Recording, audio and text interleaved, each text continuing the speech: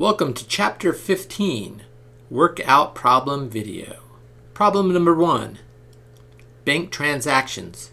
Suppose the Fed conducts an open market purchase by buying $10 million in Treasury bonds from Acme Bank. Sketch out the balance sheet changes that will occur as Acme converts the bond sale proceeds to new loans. The initial bank balance sheet contains the following information. Assets, reserves are $30 million. Bonds are $50 million. Loans are $50 million. And then on the liability side, deposits are $100 million and equity is $130 million. So let's go ahead and first we're going to sketch out the purchase of the $10 million in Treasury bonds from Acme Bank. The first thing that's going to happen with this is our bonds are going to decrease, right? So our balance was $50 million. It's going to decrease by 10 to 40 million because the bonds are no longer with the bank, right? So the Fed has the bonds now, or they bought the bonds back. And then the reserves of Acme Bank are going to increase by 10 million. And that represents basically the payment or the extra cash now, right? Money that Acme Bank has in reserves in exchange for the bonds. Now what we're going to do is we're going to sketch out what the loan situation is for Acme Bank. So they have more reserves now, right? So they're able to loan out more money. So the reserves, we're going to go ahead and reduce the reserves by 10 million and then loan that money out. Okay, so loans are assets for a bank because these are things that need to be paid back to the bank, right? They're going to have future benefit from the loan, right? It's going to be paid back with interest. And so the loans are assets. So the loan asset is going to increase by 10 million up to 60 million. The reserve asset is going to decrease by 10 million to be 30 million. So that's how that one works out. Notice that the totals, the assets, liabilities, and net worth are going to always balance, right? So you got to have a balanced balance sheet on this, and the totals always have to balance out.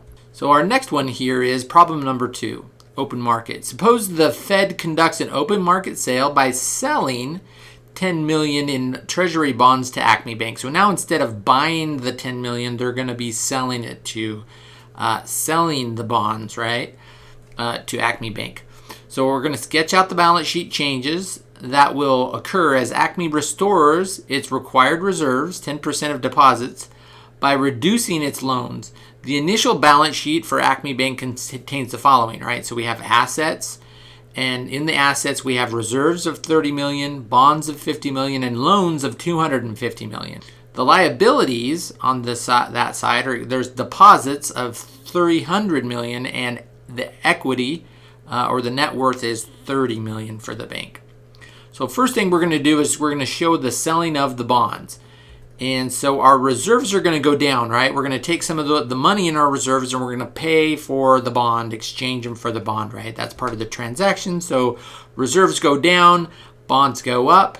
And now what we're supposed to do here is we're supposed to keep at least 10% reserves, or 10% of our deposits, right, available as reserves. Right now we're at 20 million. That's not 10% of the 300 million of deposits, right?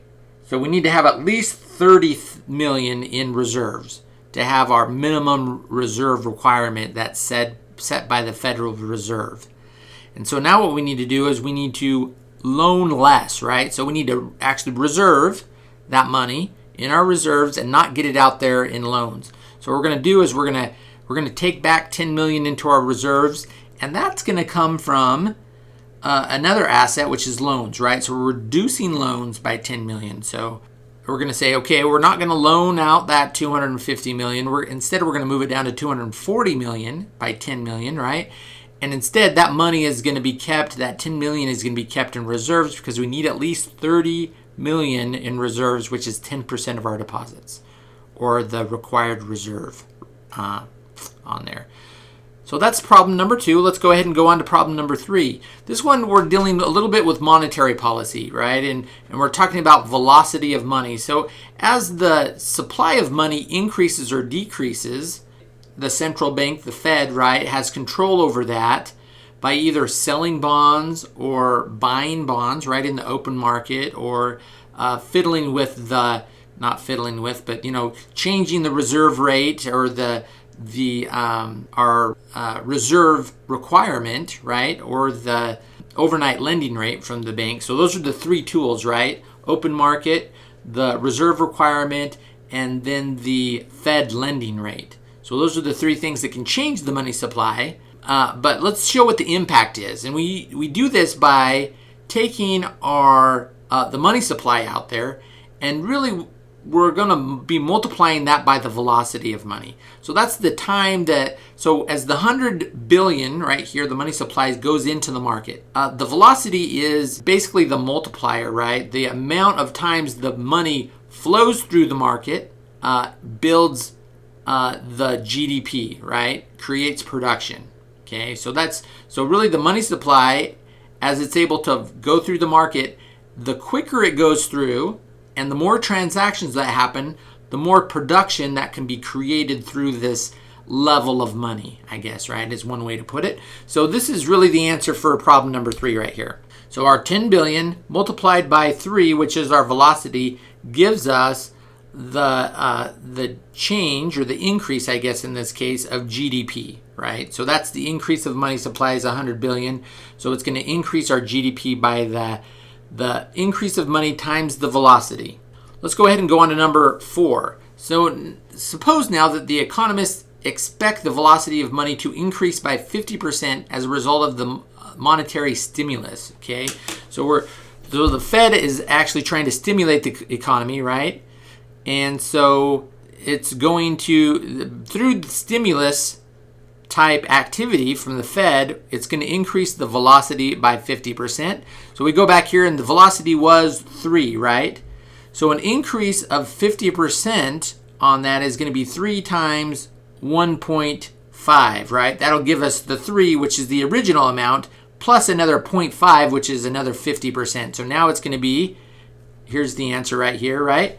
Our 3 times 1.5 is going to actually give us 4.5 as the velocity. So that is a 50% increase in the velocity, and then that will give us the result of 450, right, billion from the original 300 billion, right? So the 300 billion was what we were going to get with velocity of 3. 450 billion is now with the velocity of 4.5, right?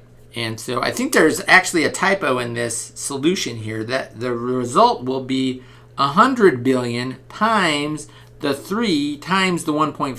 That actually is what it should be, and that will give us 450 billion. So my 150 billion is incorrect. It should be 100 billion to begin with, right? That's the initial increase in money. So if GDP is 1,500 and the money supply is 400, what is the velocity? So we're actually working backwards in this one, right? So before we were actually working with the money supply, or an increase or decrease in money supply, and the velocity. Now what we're doing is we're turning it around and we're saying, okay, we've got the results of GDP here. We know that money supply times velocity is GDP, and so we can get the equation out there and solve for velocity. Okay, and it looks like this, right? So 400, which is our money supply, times the velocity, which we don't know, that's what we're trying to figure out, equals 1,500. So as we solve for V in this case, we're going to be dividing both sides by 400. Okay, so which gets rid of the 400 on the left side, and 1,500 divided by 400 is going to give us the 3.75. So velocity is 3.75 in that case. So let's go ahead and kind of do the same thing in this one. So this one we're going to have GDP is rising now to 1,600, but the money supply does not change. Okay, so the money supply is going to remain the same at 400, right? How has velocity changed? So velocity would have to change, right? So we're going to do our same equation, but in this case, we're actually going to make our GDP, instead of 1,500, 1,600, right? And so as we solve for it, velocity is going to be 4. We compare that to our previous velocity, which was 3.75, and we see that there is an increase of 0.25 in the velocity of the money to create that level of GDP. Okay, let's go ahead and go on to number 7. So here, if GDP now falls back to 1,500, okay, so we're going kind of back to our original assumption here, and the money supply, but in this case, we're not having 400 for the money supply, but it's going to be 350. So now what is the velocity, right? So we're going to have to go back to the beginning, and we're going to solve again for velocity, which is 350, which is the money supply, times the velocity, which we don't have, equals 1,500. So we're going to have to divide both sides by 350 to solve for V, to isolate it, right? And that gives us 4.29 as velocity.